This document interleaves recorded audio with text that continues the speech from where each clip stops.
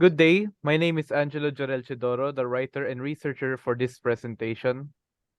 My name is Blisha Rafael Sidoroneo, and I am the researcher and designer for this presentation. And I am Angelo Magallanes, and I will be presenting this presentation for you. And for our midterm presentation, we will be talking about how we want to redesign the train transit system in the Philippines.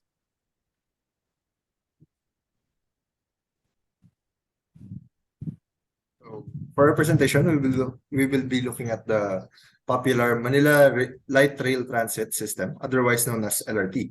The LRT is essentially a train system that provides Filipinos with faster, more reliable transportation for their everyday purposes around Metro Manila area. There's also another system known as Manila Metro Rail Transit System, also known as T, that serves the same purpose, but we will be focusing on LRT for this discussion. LRT is an elevated transportation system consisting of 2 lines and 33 stations. It has 2 lines, namely LRT1 and LRT2, and it utilizes a reusable plastic card system that functions as a pass to use to commute.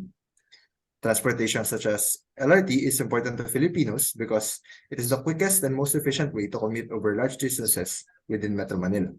Just to prove how vital it is, in 2021, Line 1 served 124,940 passengers daily on average, while Line 2 served 33,267 passengers. But there are many significant issues with this transit system currently.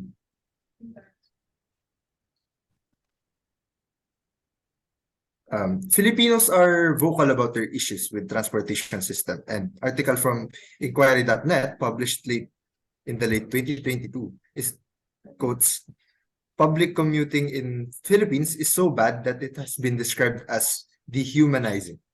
The daily struggle of Filipino commuters consists mainly of hours of waiting for a ride and getting stuck in traffic snarls that reflect a serious transport supply shortage. Exacerbated by the inefficiency and unintegrated public transport network, it continues on to compare how other railway systems are more efficient and innovative in compared to our own.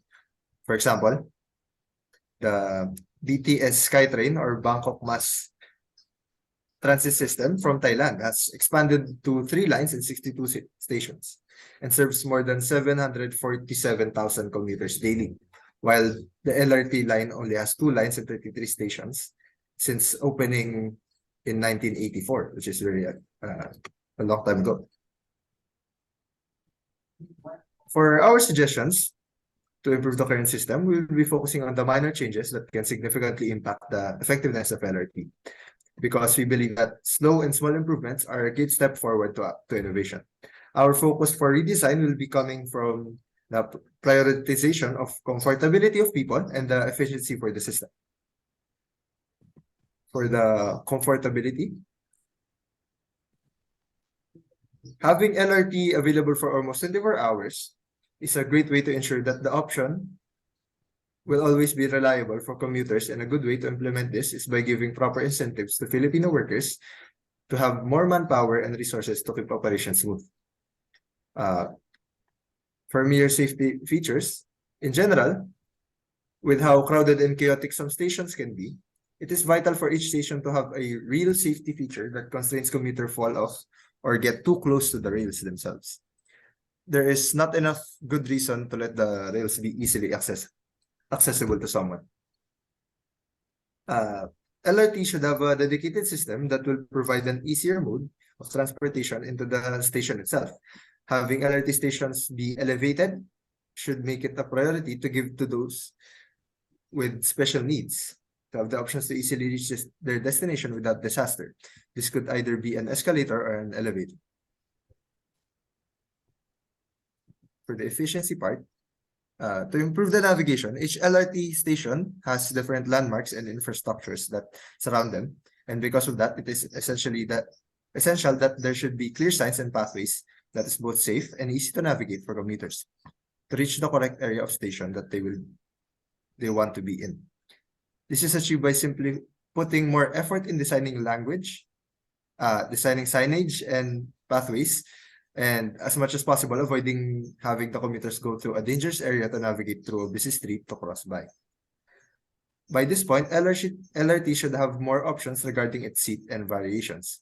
It is better to provide the commuters the option to have reserved seats and to have options to pick from different variations of the same train, because this will lessen the traffic because it leads to more organized system, but this heavily depends on the investment of technology for our transportation system, either coming from the government itself or the private companies.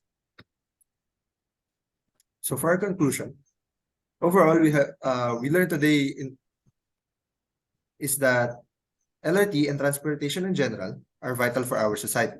And based on the current events, we do not have the best case scenario when it comes to it. Based on our insight, there are some design flaws that can be easily fixed to improve our transportation system, such as its accessibility and inconsistency in navigation. The real issue on why our transportation is not being improved is because there is simply too little of an investment being put in our light rail transit system here in Metro Manila. And that is for our presentation. Thank you very much for listening.